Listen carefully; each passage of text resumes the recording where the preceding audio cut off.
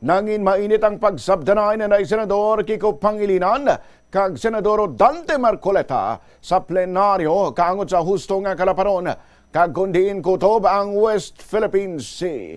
Natabo ini kadungan sang interpelasyon sa Senate Resolution number 256 nga nagakondena sa mga pahayag sang Chinese Embassy officials batok sa gobyerno sang Pilipinas. Isa si Pangilinan sa 15 nga nagpirma sa mga resolusyon, samtang isa naman si Marcoleta sa siyam nga mga wala nagpirma. Padayon nga gidaangkon sang China nga ila teritoryo ang West Philippine Sea apisar nga mayara sang 2016 arbitral ruling nga nagabasura sa mga claims sang China. Suno kay Marcoleta, dapat nga klaruhon sang Pilipinas ang definisyon sang maritime boundary sang West Philippine Sea. Agud nga malikawan ang amo sini nga mga away sa China. Nagsabat naman si Pangilinan nga wala na sing kinahanglan nga klaruhon bangod na settle na sang Permanent Court of Arbitration ang isu pabor sa Pilipinas.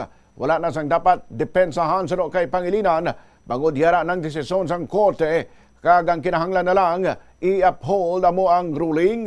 Natabo ang pagsabdanay sang duha ka mga abogado marapos gin question ni Marcoleta ang pahayag ni Pangilinan kangod sa 500,000 square kilometer exclusive economic zone sang Pilipinas sa idalom sa United Nations Convention on the Law of the Sea.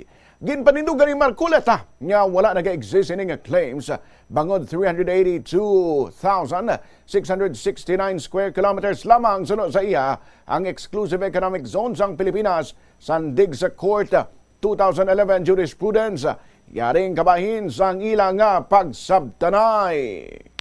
Kaya po nagiging importante na kailangan po natin munang pag-aralan hanggang saan eksakto pong coordinates ba ng ating West Philippine Sea.